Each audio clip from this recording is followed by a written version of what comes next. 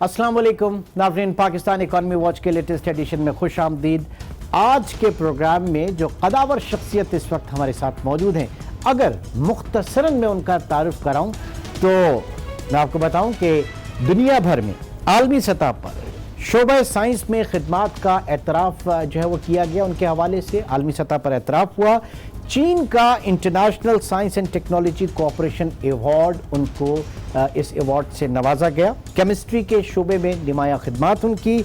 चीनी सदर ने 10 जनवरी 2020 इसी महीने पिछले हफ्ते जो है उन्हें इस अवार्ड से नवाजा।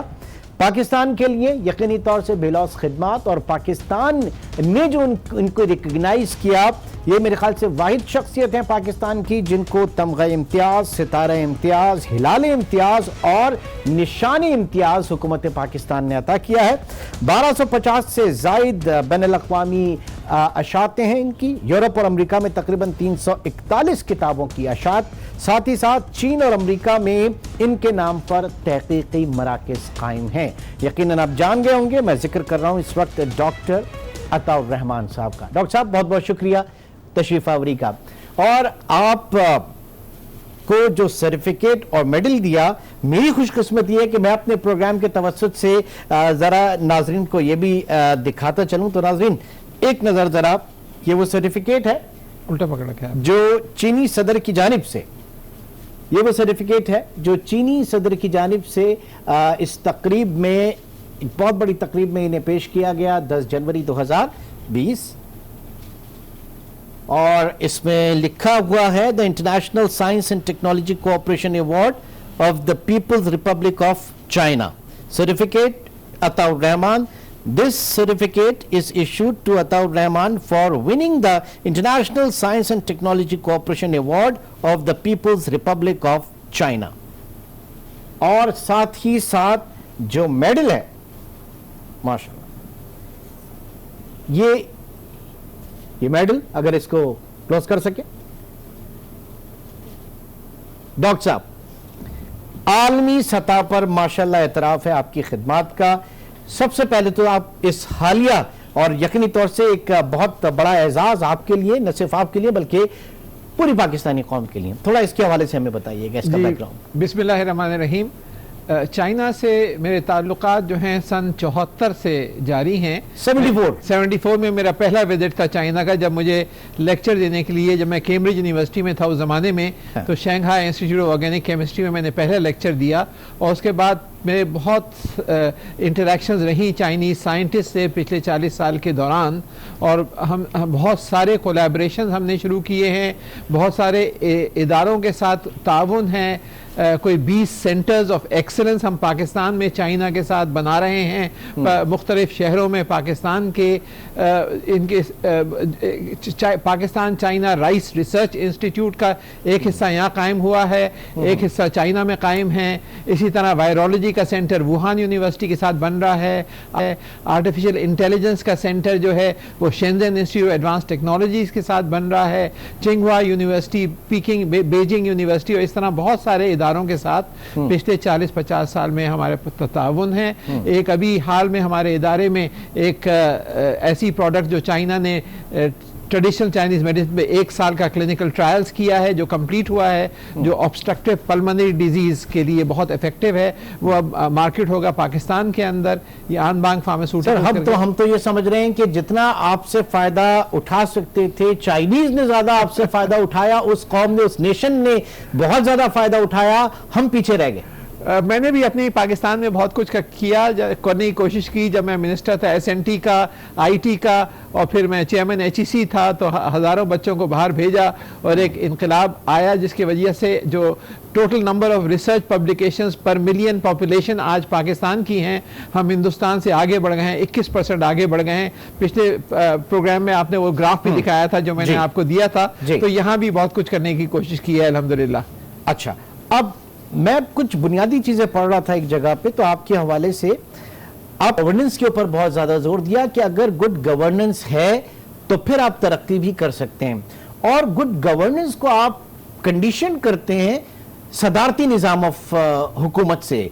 हम इस वक्त मौजूद हैं पार्लिमानी निज़ाम में, तो क्या पार्लिमानी निज़ाम और सदारती निज़ाम में बुनियादी फ़र्क क्या होगा गुड गवर्नेंस के हवाले से, इस्लाहात के हवाले से, जो आप समझते हैं क्या फ़र्क है दोनों में? बात यह कि मैंने इसको काफ़ी स्टडी किया है और फिर मुझे कायद आज़म मोहम्मद अली जिन्ना मरहूम की अपनी एक तहरीर मिली जो उन्होंने अपने डायरी में लिखी हुई थी, जिसमें उन्होंने जून 1947 में ये लिखा था अपनी डायरी में कि पाकिस्तान में पार्लिमानी निज़ाम जो है कामयाब नहीं हो सकता, सिर्फ बरतानिया में ये कामयाब हुआ है।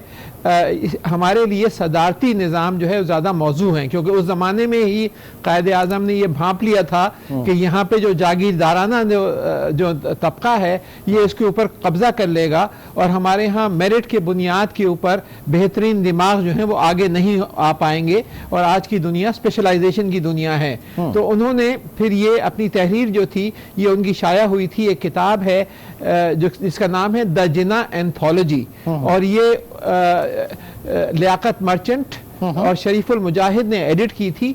ऑक्सफोर्ड यूनिवर्सिटी प्रेस की किताब है, उसके सफ़ा 81 पे ये जो मैं तहरीर कह रहा हूँ उसका ये रिप्रोड्यूस हुई है। अच्छा। तो आप ये किताब हासिल करें। तो मैं सोचने लगा क्या वजह है कि कायद आज़म ने उस ज़माने में पार्लिमानी निज़ाम को रिजा था और कहा था कि हमें सदारती निज़ाम ही बेहतर है। और वजह क्या है? वजह यह है कि 3 बड़े सुतून होते हैं किसी भी गवर्नेंस सिस्टम के, किसी हुकूमत के। एक तो होता है उसका जो लेजिस्लेटिव सुतून, यानी कि पार्लियामेंट जो कि कानून बनाती है, ये एक बहुत बड़ा सुतून है। ठीक है। दूसरा सुतून होता है एग्जीक्यूटिव, जिसके अंदर गवर्नमेंट, प्राइम मिनिस्टर, मिनिस्टर्स और जो कि हुकूमत चलाते हैं, ठीक है, एग्जीक्यूटिव। और तीसरा बड़ा सुतून होता है जुडिशरी, कि जो कानून जहां पे बनता है और जो उसको कंट्रोल करती है हर चीज को, जो इंसाफ होता है। तो इनमें सेपरेशन होनी चाहिए और डिवीजन ऑफ रिस्पॉन्सिबिलिटी होनी चाहिए। जो पार्लियामेंट्री निज़ाम है उसके अंदर मसला ये होता है कि जो लेजिस्लेटिव है, जो पार्लियामेंट है, वो और जो एग्जीक्यूटिव है जो कि हुकूमत है, उसमें ओवरलैप हो जाता है कि वही पार्लियामेंट में मेजॉरिटी प्राइम मिनिस्टर की या उनके साथियों की है और वो कानून बना रहे हैं और वही गवर्नमेंट में आके उसी पर अमल दरामद कर रहे हैं। तो ये ओवरलैप जो होना जो है ये अच्छा नहीं होता। किसी भी अच्छे सिस्टम में तीनों को इंडिपेंडेंटली काम करना चाहिए। एक तो मसला ये है। दूसरा बड़ा मसला ये है कि पार्लियामानी निज़ाम में जो प्राइम मिनिस्टर होता है, जो कि चीफ एग्जीक्यूटिव होता है, उसके हाथ बन जाते हैं कि वो मिनिस्टर्स जो हैं वो पार्लियामेंट से ही बनाए। और मिनिस्टर्स पार्लियामेंट में बहुत से स्पेशलाइजेशन का ज़माना है, उसमें कितने ऐसे साइंटिस्ट हैं, इंजीनियर्स हैं, मेडिकल डॉक्टर्स हैं या दूसरे फील्ड में एग्रीकल्चर स्पेशलिस्ट। हमारे यहाँ तो बीए की मिनिमम बीए की शर्त लगानी पड़ी थी, आप तो बात कर रहे हैं, और वो भी खत्म कर दी गई। तो आज के स्पेशलाइजेशन के ज़माने में आपको तो जो इस वक्त जो सदारती निज़ाम है वो तकरीबन 100 ममालिक में कामयाबी से चल रहा है। और मैं जमहूरियत की बात कर रहा हूँ, मैं यहाँ इसे मिलिट्री हुकूमत या डिक्टेटरशिप पे कंफ्यूज ना करें। ठीक है। मैं प्रेसिडेंशियल डेमोक्रेटिक सिस्टम की बात कर रहा हूं, जहां प्रेसिडेंट को चुना जाता है एक आम वोट से और फिर प्रेसिडेंट फिर अपनी टीम खुद मुंतखब करता है, जैसे कि अमेरिका में है टेक्नोक्रेट्स अपनी अपनी फील्ड में जिसको मुनासिब समझता है तो उसको कंप्लीट फ्रीडम होती है कि अपनी टीम बनाए। हमारे यहाँ ये कंप्लीट फ्रीडम नहीं है। हमारे प्राइम मिनिस्टर को उनको पार्लियामेंट से ही अपॉइंट करना पड़ता है। तो ये एक बहुत बड़ी कमजोरी है हमारे पार्लियामेंट का काम। लॉ मेकिंग होना चाहिए। अगर आप सिर्फ पार्लियामेंट से ये ताकत और ये हटा देंगे तो करप्शन का एक बहुत बड़ा एलिमेंट जो आपने देखा पिछले 25-30 साल। हमारे यहाँ तो मतलब अगर कोई रोड भी नहीं बन रही तो फिर वो एमएनए एमपीए को ढूंढा जाता है, कहीं पे कोई टूट फूट का शिकार है तो बजाय इसके कि हम लेजिस्लेशन की तरफ देखें, उनकी तरफ कि उनका काम कानून साजी है। हमारा कल्चर ये है कि हम सड़कों का और पानी ना आना इन चीजों को हम डाल देते हैं एमएनए एमपीएस के ऊपर। देखे ना कि सुप्रीम कोर्ट ने कितनी कोशिश की, जब जाके मजबूर हुए जो ग्रास रूट के ऊपर पावर ट्रांसफर किया जाए, लोकल बॉडीज इलेक्शन के लिए ग्रास रूट पर पावर ट्रांसफर किया, तैयार नहीं थे, लेकिन फिर भी पैसे नहीं दिए नीचे लेवल पर, पैसे ऊपर ही रखे प्रोविंशियल असेंबली में, ग्रास रूट पे नहीं गए। तो ये एक ढोंग है, ये एक मजाक है जिसको हम जमहूरियत कह रहे हैं। और ये 18वीं अमेंडमेंट ने उससे और ज्यादा नुकसान पहुंचाया है कि जो है वो पैसा ग्रास रूट तक जब तक नहीं पहुंचेगा। आप देखें तुर्की को देख लें, उन्होंने कई 100 छोटे छोटे डिस्ट्रिक्ट्स बना रखे हैं, उसके मेयर्स हैं और हर एक को पावर दे रखा है, हर एक को पैसे इंतजामी लिहाज से, जी, एडमिनिस्ट्रेटिव लिहाज से वहां पे सूबे या यूनिट्स बने हैं। हमारे यहाँ तो फिर हम लिसानी की तरफ चले जाते हैं, बात जुबान की तरफ चले जाते हैं, बजाय इसके कि इंतजामी उसमें हो जाए। पाकिस्तान में कम से कम 14, 15, 17, 20 सूबे होने चाहिए और फिर उसके बाद आपको ट्रांसफर करना चाहिए power to the grass roots, local bodies को, लोकल बॉडीज के अपने मेयर्स होने चाहिए और फिर आगे खुद ब खुद जमहूरियत पे चलनी शुरू होगी। तो जब तक ये नहीं होगा तो ये इस वक्त ढोंग है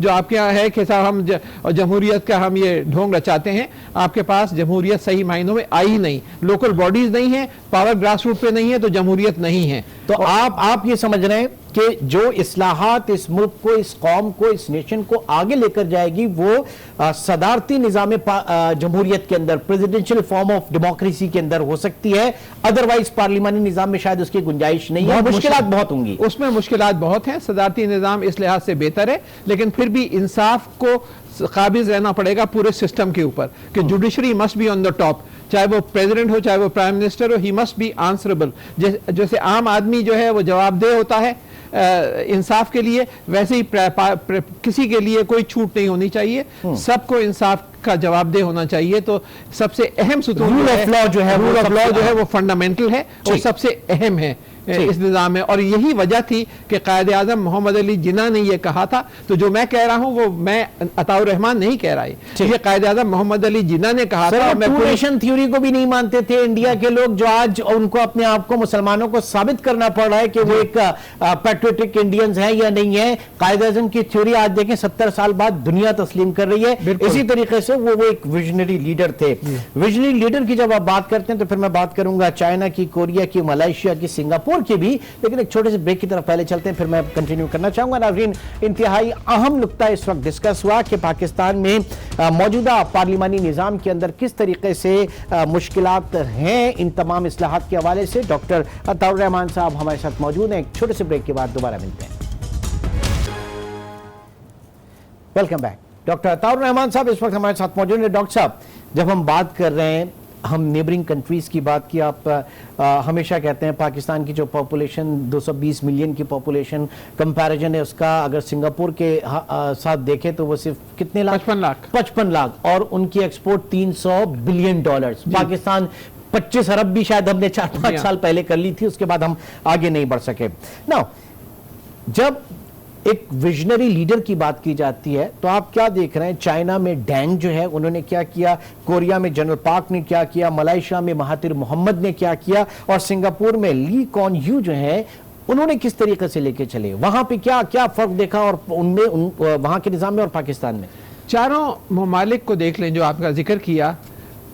सिंगापुर जिसका 330 अरब डॉलर की एक्सपोर्ट है, पाकिस्तान के 25 अरब डॉलर, और बाकी ममालिक भी, एक कॉमन फीचर मिलता है। वो कॉमन फीचर ये है कि उन्होंने ये फैसला कर लिया था शुरू में कि हमारी सबसे बड़ी दौलत हमारी अफरादी क़ुव्वत है, और जब तक हम तालीम पर, साइंस पे, टेक्नोलॉजी पे और जिद्दत तराजी पे, इनोवेशन पे जब तक जोर नहीं देंगे तो हम आगे नहीं बढ़ सकते। और ये समझ लिया था उन्होंने कि कुदरती वसाइल की अहमियत, चाहे वो तेल हो, चाहे वो दूसरे मिनरल्स हो, चाहे जो एग्रीकल्चरल प्रोडक्ट्स हो, इन सब की अहमियत कम से कमतर होती जा रही है। इल्म पर मबनी मईशत यानी कि नॉलेज इकोनॉमी, ठीक है, इसकी अहमियत जो है बढ़ती जा रही है। तो उन्होंने शुरू से ही उस पर जोर देना शुरू किया और ऐसे सनतें कायम करनी शुरू की जो हाई टेक्नोलॉजी की सनतें थी। सिंगापुर का आपने जिक्र किया, सिंगापुर में ली कुआन यू ने यह कह दिया कि हमें लो वैल्यू की सनतें नहीं चाहिए, कि लो वैल्यू हमारे जो लेबर है, कम सैलरी वाले लेबर को आप इस्तेमाल करना चाहते हैं और सनतें यहाँ लाके लगाना चाहते हैं, नहीं चाहिए। हमें चाहिए high tech industry, high value industry. हम अपने लोगों को ट्रेन करेंगे, अपने इंजीनियर्स को ट्रेन करेंगे, अपने डॉक्टर्स को, अपने रिसर्चर्स को ट्रेन करेंगे, लेकिन आप इलेक्ट्रॉनिक्स की लाएं यहाँ पर, आप सॉफ्टवेयर की लाएं, आप चिप्स बनाने की लाएं, आप बायोटेक, पूरा शहर बना लिया है उन्होंने एक बायोटेक इंडस्ट्री के लिए, बायोटेक्नोलॉजी इंडस्ट्री के लिए। तो ये शुरू से उनका विजन ये था हाई टेक्नोलॉजी का। उसके नतीजे में आपको एक छोटा सा मुल्क पूरे पाकिस्तान से 40 गुना ज़्यादा एक्सपोर्ट्स। तो क्या वजह है? वजह यही है कि नॉलेज इकोनॉमी। अच्छा, दूसरी तरफ चीन की तरफ जाएं, अदर एग्जांपल, इंसान की तारीख में आज तक कि ये कभी नहीं हुआ कि इतनी बड़ी पॉपुलेशन इतनी तेजी से तब्दील हुई हो। किस तरह हुई? उन्होंने ये किया कि सन 78 में उन्होंने 800 बच्चे भेजने शुरू किए। 800 बच्चे सन 78 में भेजे पीएचडी और पोस्ट डॉक्टरल के लिए। ये तादाद हर साल बढ़ती गई। पिछले साल उन्होंने 6 लाख बच्चे, मैं बच्चे कह रहा हूँ, मैंने कि 22-23 स्टूडेंट्स को पीएचडी करने के लिए, पोस्ट डॉक्टरल ट्रेनिंग के लिए 6 लाख को भेजा। 5 लाख पिछले साल वापस आए। 2018 के फिगर्स, 19 के फिगर्स दे रहा हूँ। 5 लाख वापस आए और 5 लाख जो ये पीएचडीज करके पोस्ट डॉक्टर आ रहे हैं, इनको क्लस्टर किया जा रहा है सेंटर्स ऑफ एक्सीलेंस में। Engineering, artificial intelligence, robotics, 3D printing, nano technology, biotechnology वगैरह वगैरह, जो नई नई फील्ड इमर्जिंग टेक्नोलॉजीज हैं। और चाइना एक बहुत बड़ी उभरती हुई ताकत बन चुका है। इस वजह से तो उन्होंने मैन पावर पे जोर दिया। अच्छा, अब पाकिस्तान में एक ब्लेसिंग सबसे बड़ी तो ये कि आपकी जो 220 मिलियन की पॉपुलेशन का निस्फ जो आप कह लें कि वो 25 साल से कम उम्र, तो ये सबसे अफरादी कुव्वत के हवाले से बात करें, यूथ, इमरान खान, उनका वोट बैंक, उनकी सिंपैथी, उनके चाहने वाले सबसे ज्यादा यूथ के हवाले से जो बात करते हैं, तो पाकिस्तान के पास ये सबसे बड़ा एक वसीला तो मौजूद है। ये इसकी हिफाजत क्या है और ये खतरा कितना बड़ा है? ये दो बड़ी तलवार है। बात यह है कि अगर हमने समझ लिया कि ये बहुत बड़ी ताकत बन सकती है और हमने सारा जोर अपना लगा दिया तालीम पे, साइंस पे, टेक्नोलॉजी पे, और फिर ट्रांसफॉर्मेशन उस रिसर्च की प्रोडक्ट्स और प्रोसेसेस पे, कि खाली पेपर्स पढ़ने से और पब्लिश करने से मुल्क तरक्की नहीं करते, बल्कि इनोवेशन और एंटरप्रेन्योरशिप, उसका लिंकेज तहकीक का, ताकि आम आदमी की जिंदगी पर उसका इम्पैक्ट हो, चाहे वो ज़राअत में हो, चाहे वो सन्नत के अंदर मुख्तलिफ फील्ड्स में हो।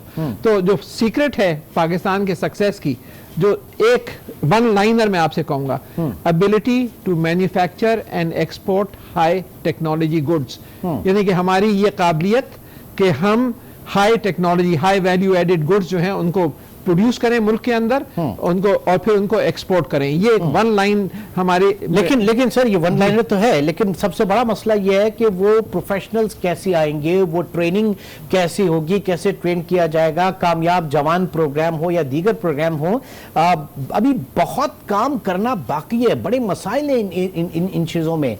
ये कितनी जल्दी ये चेंज हो सकता है? सिर्फ नियत करने से तो जी, अब ये बहुत बड़े पैमाने पे अब ये शुरू हो चुका है। प्राइम मिनिस्टर ने एक बहुत बड़ा टास्क फोर्स बनाया है जिसको वो खुद चेयर करते हैं, मैं उसका वाइस चेयरमैन हूँ, knowledge economy, technology driven knowledge economy task force. उसमें 6 फेडरल मिनिस्टर्स भी शामिल हैं, जिसमें फाइनेंस के मिनिस्टर, प्लानिंग के मिनिस्टर, साइंस और टेक्नोलॉजी के मिनिस्टर, आईटी के मिनिस्टर, एजुकेशन मिनिस्टर वगैरह। 6 मिनिस्ट्रीज जो ऑन बोर्ड है इस पूरे टास्क फोर्स इसमें, और इसके साथ अलावा इंडस्ट्रीज के सेक्रेटरी हैं, प्राइवेट सेक्टर के इंडिविजुअल्स हैं। 162 अरब रुपए के प्रोजेक्ट्स इस वक्त मंजूर किए जा रहे हैं। 13.5 अरब रुपए इसके लिए मुख्तस किए गए हैं इस साल। इसमें बहुत सारे सेंटर्स, खास तौर पे हमारा फोकस 4-5 एरियाज में है। एक तो ज़राअत, लेकिन हाई वैल्यू एडेड एग्रीकल्चर में गुर्बत बहुत तेजी से दूर हो सकती है ग्रास रूट्स पर अगर आप अपने ज़राअत को इम्प्रूव करें। दूसरा आईटी रिलेटेड, जैसे आर्टिफिशियल इंटेलिजेंस, इसका तकरीबन 13.5 खरब डॉलर का इम्पैक्ट होगा अगले 8 साल में। एक बहुत बड़ी तब्दीली आ रही है।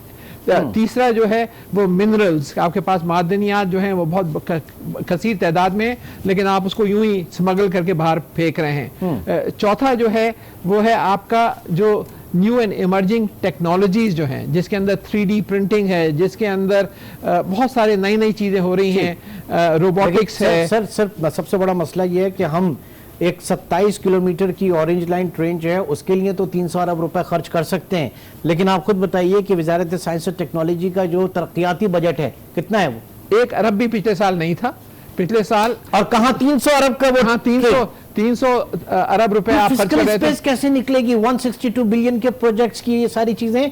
फिस्कल स्पेस, पैसा है कहाँ? पैसा मौजूद होता है, सिर्फ प्रायोरिटीज की, तरजीहात की बात होती है।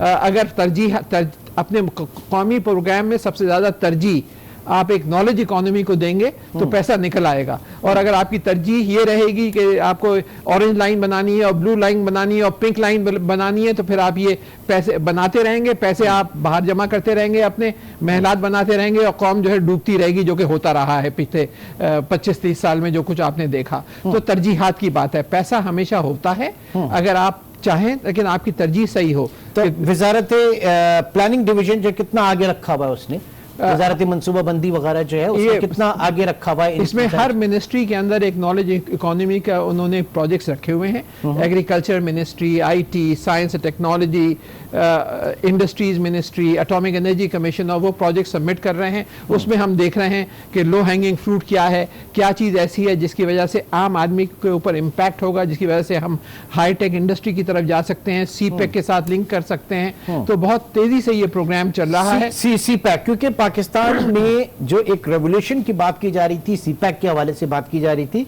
शुरू में हमने देखा कि इस गवर्नमेंट में शायद थोड़ी उनकी तरजीहात नहीं थी या क्या था पहले साल में कि सीपैक के ऊपर इतना जोर नहीं था, फिर उसके बाद लेटर ऑन बहुत ज्यादा आया।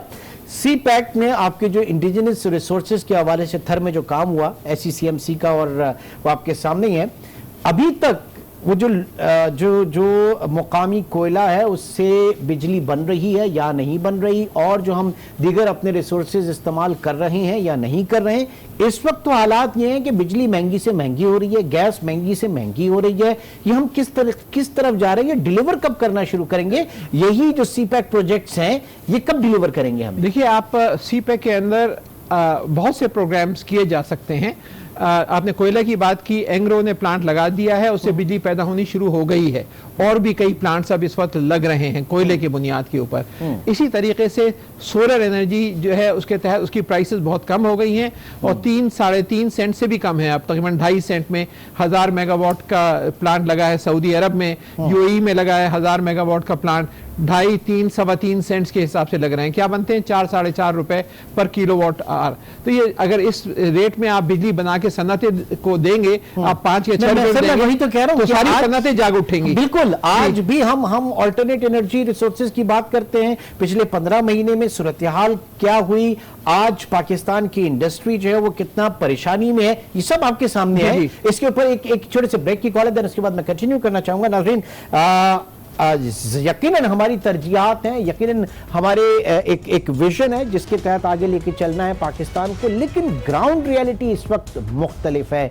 डॉक्टर अताउर रहमान साहब प्रोग्राम में मौजूद है। एक छोटे से ब्रेक के बाद दोबारा मिलेंगे।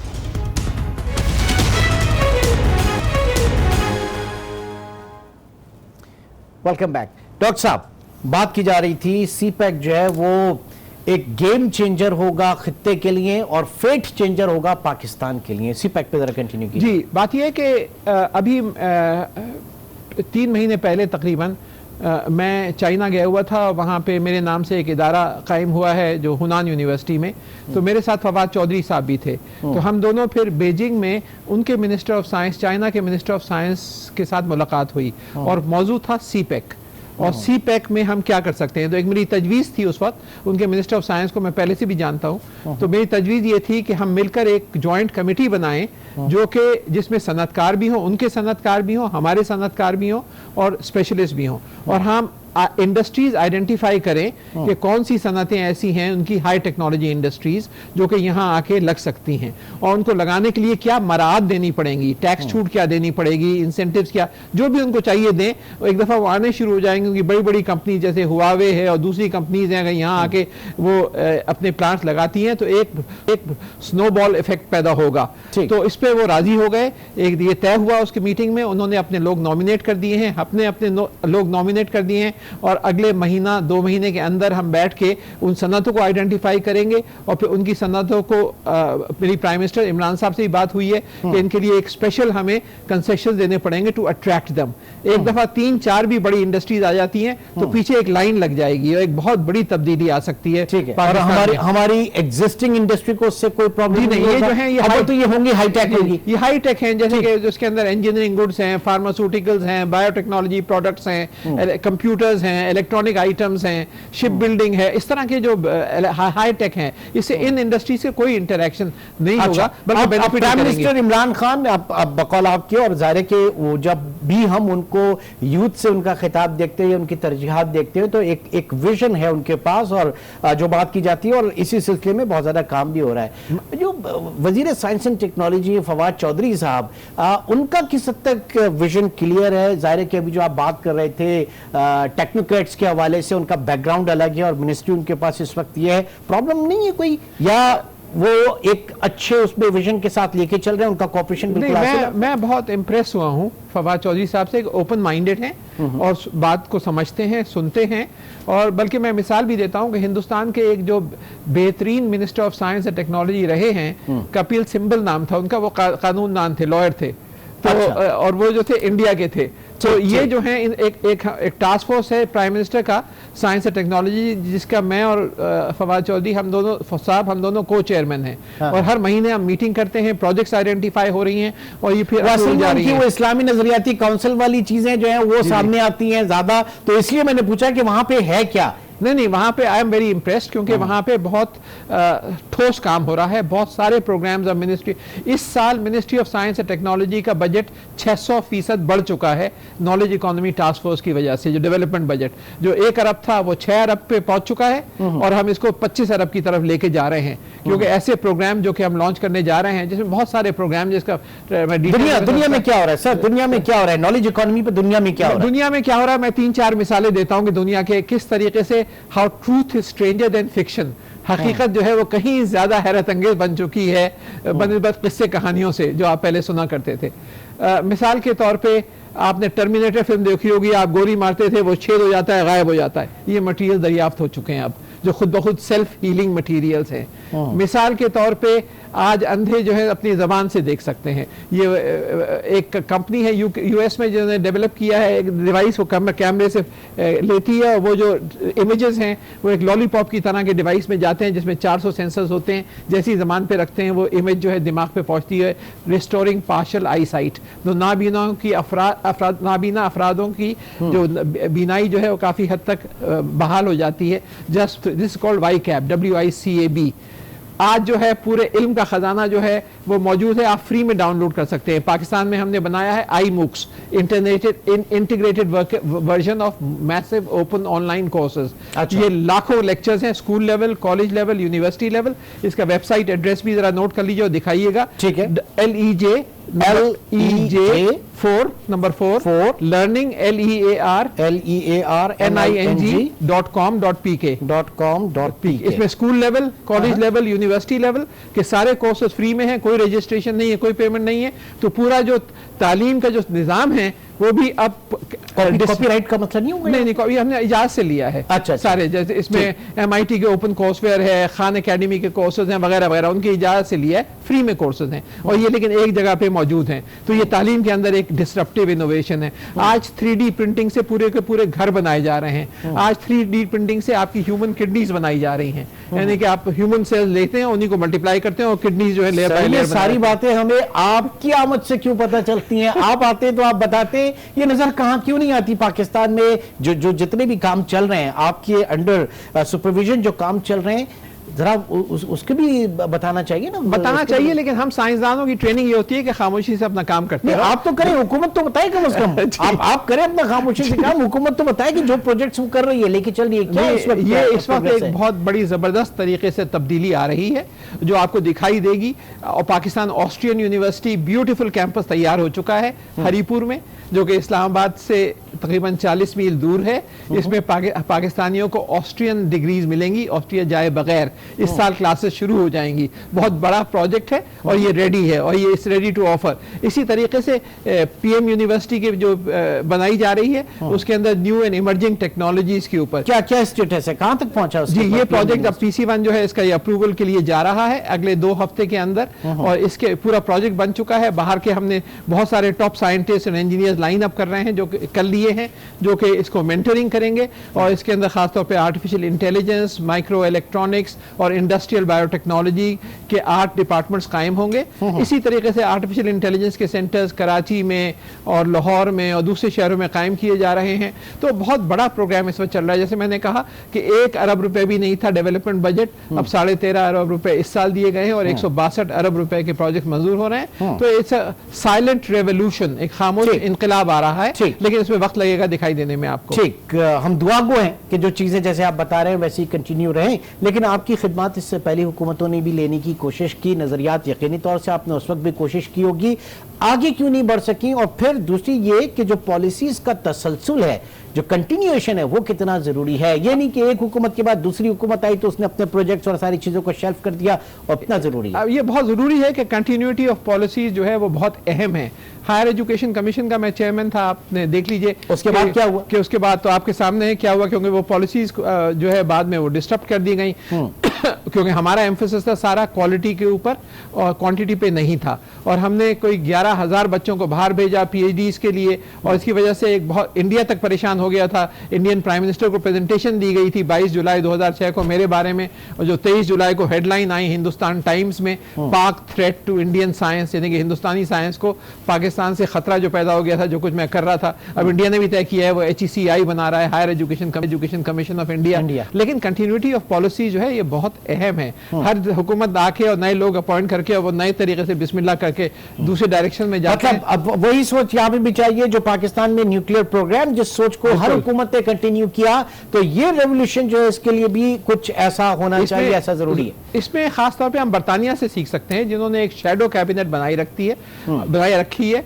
और उसमें जो लॉन्ग टर्म पॉलिसीज हैं वो बिहाइंड द सीन्स तय कर लेते हैं कि जो भी हुकूमत आएगी इन चीजों को हम टच नहीं करेंगे। पाकिस्तान में भी ये चाहिए कि हम, हमारी जो कैबिनेट है और ऑपोजिशन पार्टीज हैं, कुछ बुनियादी चीज़ों पे जिसमें तालीम है, साइंस और टेक्नोलॉजी है, डिफेंस है, फॉरेन पॉलिसी है, उनमें हम एक मुत्तहिद होकर काम करें कि जो कुछ भी हुकूमत में तब्दीली होगी ये जो है these are cast in stone, ये जो है ये इसको हम नहीं हिलाएंगे, वरना फिर हर दफा यही होता है कि हम जो है घूमते रहते हैं और आगे नहीं बढ़ते। क्योंकि आप उसी जिस सिस्टम की आप से बहुत ज्यादा मुतासिर नहीं है, उस सिस्टम के अंदर रह के आपको काम करने की ये जरूरत पड़ रही है। जी, बेहतर तो ये है कि आप नया सिस्टम लेकर आएंगे। हाँ, मैं ये जानना चाह रहा था कि कितने पुरुम्मीद हैं और आगे क्या होना चाहिए। ये हमें करना वही चाहिए जो कायदे आज़म मोहम्मद अली जिन्ना ने लिखा था और जो कि द जिन्ना एंथोलॉजी में रिप्रोड्यूस्ड है। कायदे आज़म जो थे, ही वॉज अवर लीडर, उन्होंने पाकिस्तान बनाया, उनका एक विजन था, उसको हम स्टडी करें, इसके बारे में बहस करें, उन्होंने क्यों लिखा था, ये उनकी हैंड राइटिंग मैंने वेरीफाई भी कराई है नेशनल डिफेंस यूनिवर्सिटी से, सो इट इज जेन्युइन। तो उन्होंने कुछ सोचा ही तो होगा कि क्या ले, और सोचा जो आपके सामने आया वो नतीजा आपके सामने है कि छोटा सा बांग्लादेश जो है आपसे कहीं पीछे था, आगे बढ़ गया है। छोटे छोटे ममालिक वियतनाम और कौन कौन से ममालिक आगे बढ़ रहे हैं, और आप जो है अभी तक कोरिया ने आपकी पॉलिसी ली और आगे बढ़ गए, और हम वहीं खड़े हैं। बहुत बहुत शुक्रिया, थैंक यू वेरी मच, बहुत शुक्रिया डॉक्टर अतौर रहमान साहब आज में शरीक रहे। और यकीनी तौर से जो कायदे आज़म का विजन है, जब हम कहते हैं जिना का पाकिस्तान, तो जिना का पाकिस्तान जिस तरह से होना चाहिए इसके ऊपर यकीनन बहस होनी चाहिए कि पाकिस्तान का रोड मैप क्या होगा आगे। इंशाल्लाह आपसे फिर मुलाकात होगी, अपना बहुत ख्याल रखिएगा, अल्लाह हाफ़िज़।